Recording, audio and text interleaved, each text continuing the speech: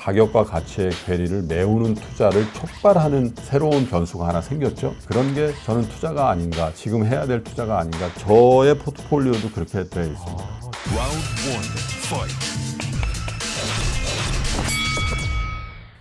박종의 경제한방 연말 특집 첫 시간으로 이제 3프로TV 대표 김동환 프로님과 함께 말씀을 나누고 있는데 네. 저도 질문을 받으면 어려운 것 중에 하나가 주식시장에서 성장주냐 가치주냐 이럴 때마다 정말 어렵거든요. 네. 특히 이제 오늘 녹화일을 기준으로 어제 파월이 등판을 해서 파월 의장이 뭔가 긴축을 좀 서두를 것 같이 얘기를 한 이런 입장이라면 이제 앞으로 22년에 더욱더 이 고민이 많이 되실 것 같은데요. 22년 이 성장주나 가치주 어떻게 봐야 될까요? 저는 그냥 주식 투자의 본질은 성장하는 기업에 함께 자본을 대고 그 성장의 대가를 공평하게 나누는 게 투자라고 생각을 하거든요. 기본적으로 뭐 너무 가치에 비해서 가격이 하락해 있는 주식에 투자해서 그 갭을 메우는 투자가 가치 투자라고 우리가 통상 얘기를 합니다만 그런 투자가 좋은 투자죠. 그런데 지금이 어떤 시대인가에 대한 개념 정의를 먼저 해야 될 것 같아요. 지금이 과연 그런 류의 갭을 메우면서 투자를 해 가야 될 때인지 아니면 미래에 어떤 구조적으로 성장할 수 있는 가능성이 굉장히 농후하거나 앞으로 그 가능성이 펼쳐질 기업을 더 열심히 찾아야 될지에 대해서는 저는 더 후자가 더 강화되는 시기에 있지 않나 이런 생각을 합니다. 왜냐하면 우리 주변에 세상의 변화라고 우리가 인식되어지는 일들이 전보다 훨씬 더 많아지잖아요. 네. 그리고 그것이 구조화되고 있다는 데 주목을 하거든요. 예를 들면 미국의 이른바 빅테크 플랫폼 기업들을 보시면 전에는 우리가 이 IT 기업으로서의 위상 그리고 이게 버블을 이루고 있는 거 아닌가라고 굉장히 오해를 많이 했는데 그들 기업가들이 경영하는 걸 보시면 굉장히 많은 투자를 사람과 기술에 반복적으로 하고 있죠. 그리고 글로벌 M&A 시장에서 정말 시너지가 폭발할 수 있는 기업들을 선점해서 사들이고 있잖아요. 그래서 그 성장의 구조가 훨씬 더 강화되는 그런 시기를 우리가 직전 10년 이상 본 건데 물론 이제 주가는 조정을 받을 수 있을 거고 또 정부의 스탠스가 그런 구조적 성장 산업이나 기업에 대한 제약을 가할 수도 있을 겁니다. 그런데 과연 소비자로서 우리가 그들을 외면하고 다른 대안을 가질 수 있을까라는 생각을 해보면 가능성이 거의 없어 보이죠. 네. 그래서 그런 류의 어떤 성장 산업의 구조화를 만들어내고 있는 기업에 우린 여전히 투자의 방점을 둬야 된다라고 생각을 하고요. 간헐적인 기회를 주긴 할 겁니다. 왜냐하면 올해 초도 이제 그런 경험을 했습니다만 철강이라든지 이런 화학이라든지 이런 류의 전통 산업 쪽에서 가격과 가치의 괴리를 메우는 투자를 촉발하는 새로운 변수가 하나 생겼죠. 그게 ESG잖아요. 네. 예를 들면 포스코의 실적을 한번 보십시오. 사상 최대 실적을 내거든요. 주가도 많이 올랐다가 뭐 조정을 좀 받았습니다만은 그 왜 그런가 보면 이 환경 문제가 기업의 경영에 굉장히 경쟁 관계에도 영향을 주고 실적에도 영향을 주죠. 중국의 철강 업체들이 수출을 자의적으로 제약당해야 되는 그런 환경을 우리가 사실 상상하기 어려웠잖아요. 네. 그래서 그런 류의 어떤 추세를 바꿀 수 있는 모멘텀이 없는 건 아닌데 그렇다고 해서 어떤 그런 그 갭 메우기가 구조적인 성장 산업이나 기업의 실적을 훨씬 더 뛰어넘거나 주가의 방향성도 훨씬 더 우위에 있을 거다라는 상상을 하기는 좀 어렵거든요. 네. 그래서 모든 수익을 다 향유하면 얼마나 좋겠습니까? 근데 여러분들께서는 나는 그런 갭 메우기에 투자를 할 건지 아니면 구조적인 성장주에 라이딩하면서 그들과 동업을 할 건지에 대한 판단을 좀 하셔야 될 건데 뭐 어떻게 그 100% 이렇게 포트폴리오 하시겠어요. 그래서 비중 조절을 성장주와 가치주 그중에서도 구조적 성장주에 조금 더 할애하는 그런 게 저는 투자가 아닌가 지금 해야 될 투자가 아닌가 그런 생각을 하고 있고 저의 포트폴리오도 그렇게 되어 있습니다. 네. 요즘에 댓글 보면 정말 얼마나 많은 분들이 철저히 공부를 하셨는지 알 수 있는 게 하루하루 시황보다 진짜 중요한 건 좋은 주식을 알아보는 그런 능력이라는 걸 많은 분들이 댓글에서도 그 얘기를 많이 하시는데, 그러면 이렇게 정말 투자의 세계에서 오래 계셨던 김동완 프로님이 보시기에 앞으로 관심을 가져야 되는 어떤 구조적 성장주 어떤 분야라고 보시는 건가요? 저는 여전히 뭐 플랫폼 기업이라고 생각합니다. 여전히. 예.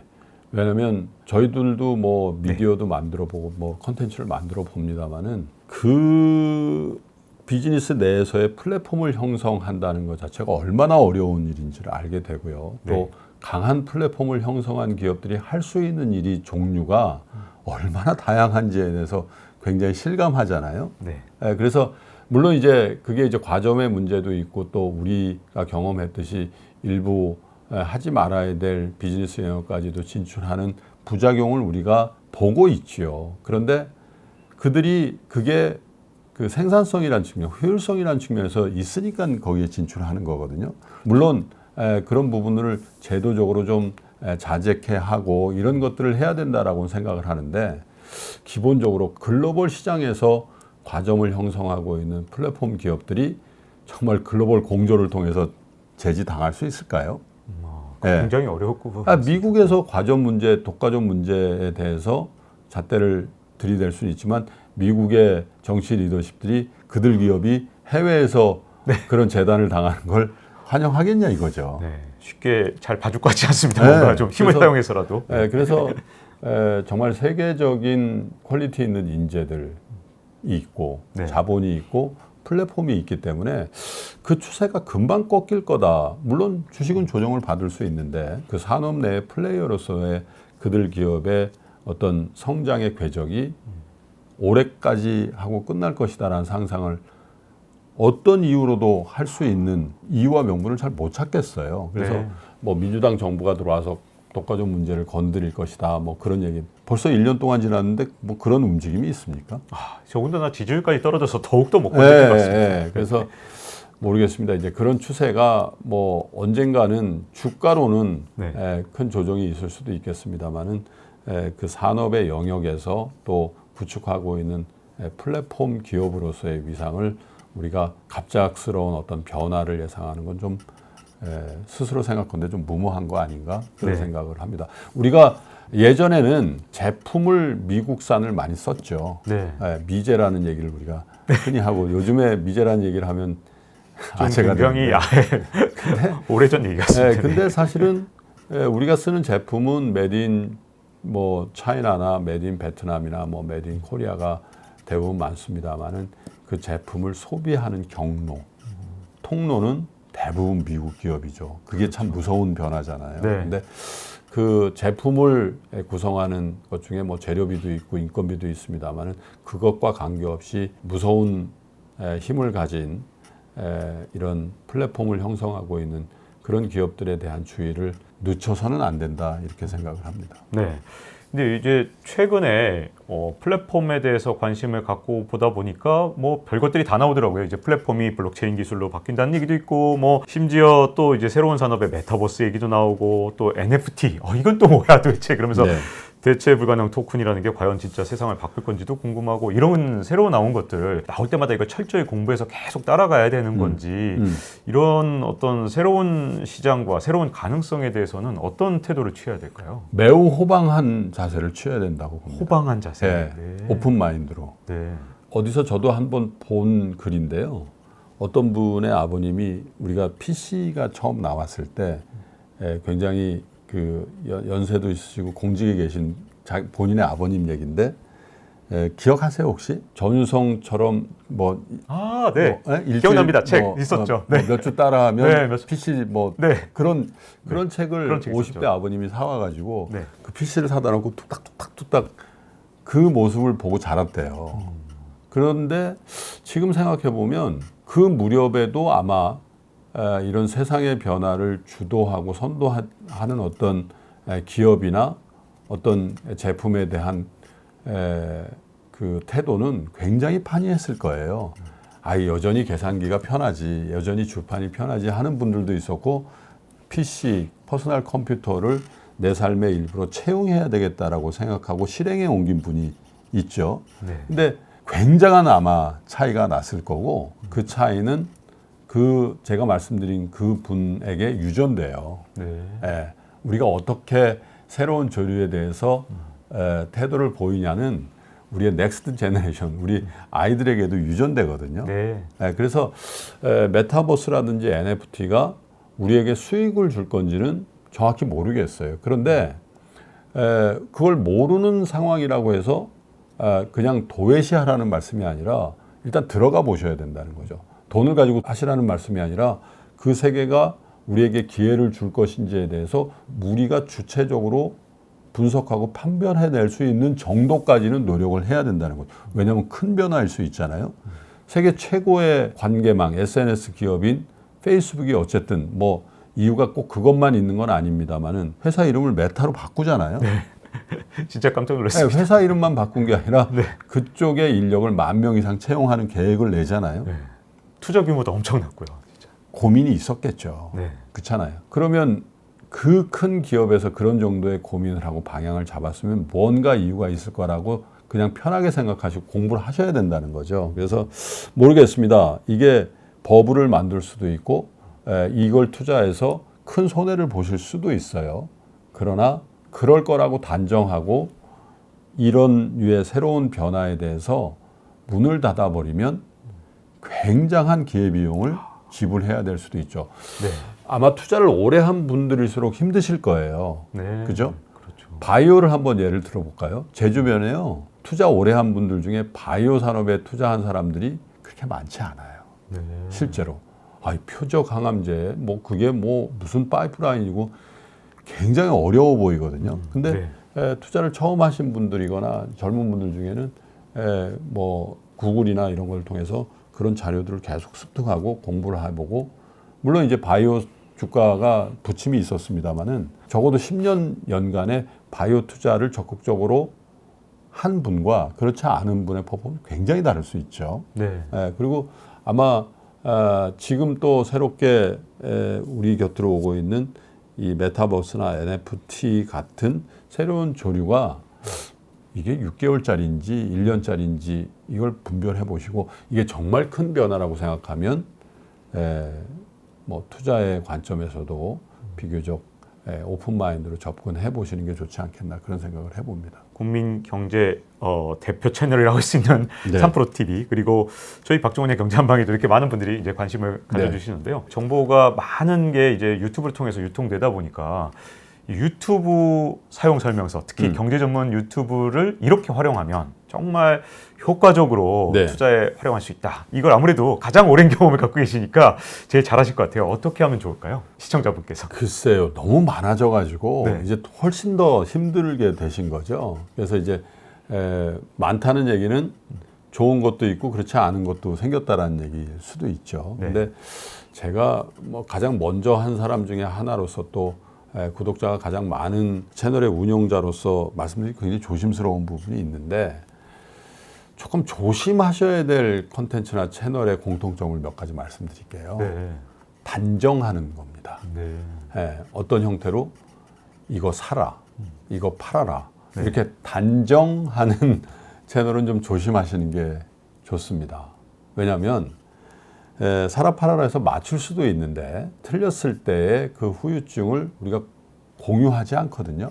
그리고 틀렸을 때도 그 사라 팔아라 단정하는 채널은 다른 비즈니스 모델을 갖고 있을 수 있어요. 예를 들면 뭐 우리가 흔히 요즘 부작용을 많이 내고 있는 리딩방이라든지 뭐 그런 쪽 있죠. 반대 포지션을 가지고 있을 수도 있고 그래서 아마 박종훈 부장님 사칭하는 그런 분들도 있을 수 있고 저도 그런 경험이 있어서 이렇게 신고도 하고 했습니다만은 저도 한번 신고했습니다. 그렇죠.